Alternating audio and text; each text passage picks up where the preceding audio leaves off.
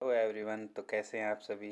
आशा करते हैं कि बहुत ही अच्छा कर रहे होंगे अपनी लाइफ में। तो आज हम जानेंगे कि इंदिरा गांधी यूनिवर्सिटी में जो स्टूडेंट्स के रिज़ल्ट में AB आता है, उनके रिज़ल्ट देने के बावजूद, सॉरी पेपर देने के बावजूद, कोई बच्चा स्टूडेंट्स पेपर देता है, उसके बाद जब रिज़ल्ट डिक्लेयर होता है तो उसमें एब्सेंट शो होता है। ऐसा मोस्टली 100 में से 5 स्टूडेंट्स के होता है। तो उसका प्रोसेस, उसका सही कराने का प्रोसेस क्या होता है, तो वो आज उसके बारे में हम जानेंगे। तो चलिए शुरू करते हैं बिना किसी देरी के। तो आज जैसा कि आप स्क्रीन पर देख पा रहे हैं, ये इंदिरा गांधी यूनिवर्सिटी का वाइस चांसलर का ऑफिस है, बिल्डिंग है। इसको एडम ब्लॉक बोलते हैं, एडमिन ब्लॉक बोलते हैं। तो सारे इम्पोर्टेंट ऑफिसेज हैं ज़रूरी, वो सारे इसी बिल्डिंग में हैं। वाइस चांसलर का ऑफिस और रजिस्ट्रार का ऑफिस भी इसी बिल्डिंग में है। चलिए अगली नेक्स्ट सीट पर चलते हैं।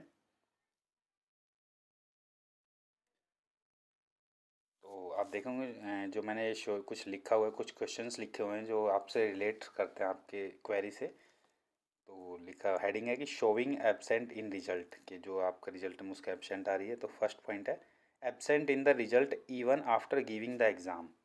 परीक्षा देने के बाद भी अगर आप रिजल्ट में अनुपस्थित हो रहे हैं तो क्या करें। What to do to correct your result, अपना रिजल्ट सही करने के लिए, उस एब्सेंट को सही कराने के लिए क्या करना है। Which document will be taken together to fix the result, कौन से डॉक्यूमेंट्स या कागज़ जो साथ लगाने हैं उसको रिजल्ट को सही कराने के लिए। Whose name will you write to fix the letter result, किसके नाम, जो अप्लीकेशंस, जो प्रार्थना पत्र आप लिखेंगे वो किसके नाम लिखना है अपने रिजल्ट को ठीक कराने के लिए। तो चलते हैं अगले शीट पर क्या है। तो अगली शीट पर मेरे कोई नोन हैं, तो उनका मैंने रिजल्ट लगाया हुआ है। तो मैं इसको थोड़ा सा जूम कर देता हूँ, आपको थोड़ा सा आसानी हो जाएगी। तो ये किसी सुनील, मिस्टर सुनील है। इन्होंने पेपर दिया है बैचलर ऑफ साइंस का मेडिकल से। तो आप देख पा रहे हैं कि जो पहला पेपर है संस्कृत का, तो उसमें आप देख पा रहे हैं कि मार्क्स स्कोर में एब्सेंट शो हो रहा है। तो उसको रीअपीयर भी दिया हुआ है, लेकिन इस स्टूडेंट ने पेपर दिया था लेकिन इसका एब्सेंट शो हो रहा है। तो इसका मैंने वहाँ के रिजल्ट ब्रांच से पता किया था कि ये इसका क्या सॉल्यूशन है, ये क्यों आता है ऐसा। तो उन्होंने बोला कि कोई एक पर्टिकुलर इसका कारण नहीं है, रीज़न नहीं है। इसके कई रीज़न की वजह से ऐसा होता है कि या तो स्टूडेंट्स हैं जो OMR शीट है उसमें गोले गलत भर देते हैं, जिससे कि जो स्कैनर है जो स्कैन करता है वो कंफ्यूज हो जाता है और वो आपका जो रोल नंबर है वो मतलब एक काउंट या गिन नहीं पाता है कि आपका रोल नंबर एक्चुअल में है क्या। तो फिर वो मैनुअली हाथ से करना पड़ता है, जो भी रिजल्ट ब्रांच में कंसर्न है, क्लर्क हैं, वो करते हैं इसको सही। तो वो हाथों से करना पड़ता है, या फिर एग्जामिनर कई बार किसी के नंबर छूट जाते हैं या गलत चढ़ जाता है, वो भी कारण है। तो काफ़ी कारण है इसके रीज़न, मैंने एक सर से पता किया था तो उन्होंने कोई पर्टिकुलर रीज़न इसका नहीं बताया। तो अब आते हैं कि जो एप्लीकेशन लिखनी है वो किसके नाम लिखनी है। तो मैंने कुछ एक फॉर्मेट दिया हुआ है, इसमें आप ऐसा लिख सकते हैं कि सेवा में श्रीमान परीक्षा नियंत्रक। परीक्षा नियंत्रक को इंग्लिश में बोलते हैं कंट्रोलर ऑफ एग्जामिनेशंस। नीचे आ जाएगा इंदिरा गांधी यूनिवर्सिटी मीरपुर रेवाड़ी, विषय हो जाएगा आपका परीक्षा परिणाम में अनुपस्थिति ठीक कराने बारे, या इंग्लिश में आप लिख सकते हो कि regarding correct the result, regarding correct the absent in result in my result, ऐसा कुछ भी जो भी जो आप चाहते हो।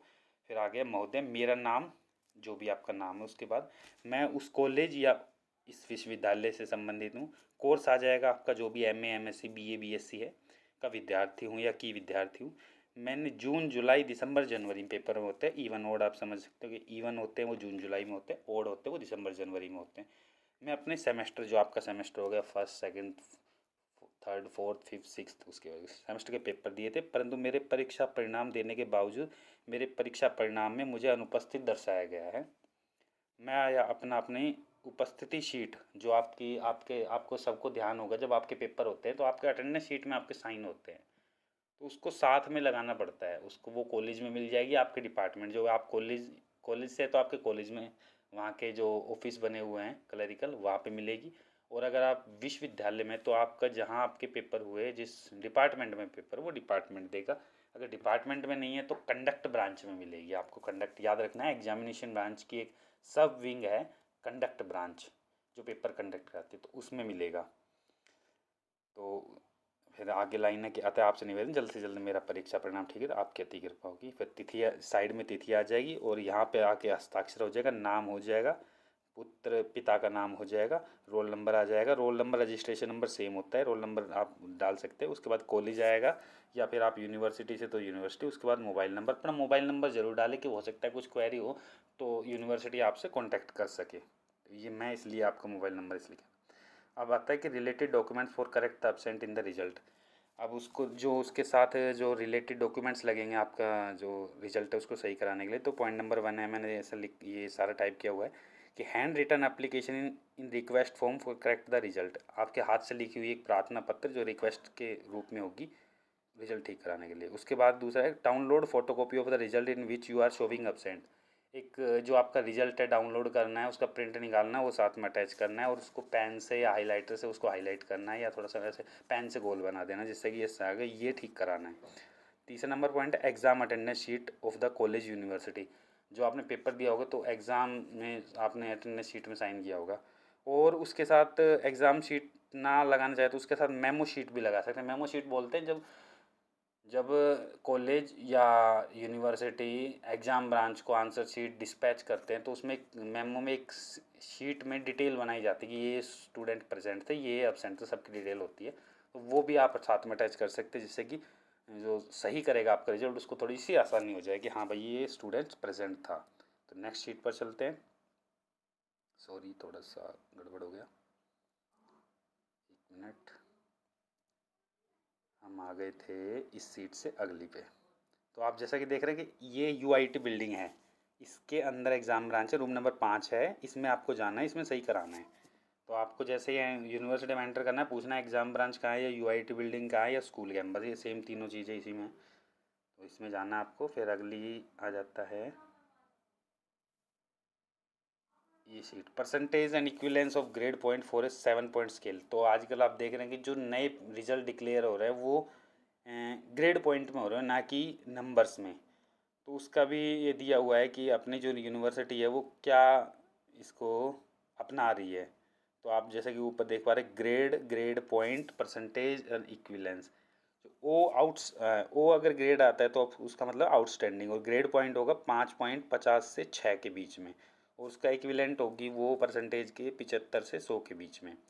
फिर ए आता है तो वेरी गुड आता है, इसका मतलब है 4.5 से 5.49 इसके बीच में होगा। परसेंटेज आपकी 65 से 74 के बीच में बनेगी। फिर उसके बाद अब बी आता है, अगर बी है तो इसका मतलब गुड, उसमें लिखा हुआ होगा गुड, उसका है कि 3.5 से 4.5 के अप्रोक्स होगा।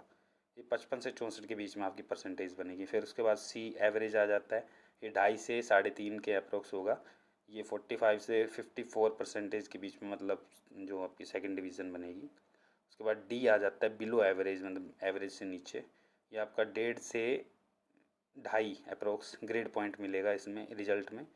इसका 35 से 44 आएगा। फिर ए आ जाएगा, इसका मतलब है पुअर, मतलब 0.50 से 1.49 से ये आएगा 25 से 34% फेल के बराबर मान लीजिए। बी आ गया फेल, ये होगा 0 से 49 ग्रेड पॉइंट मिलेंगे आपको, 0 से 24% इक्विवेलेंट होगा।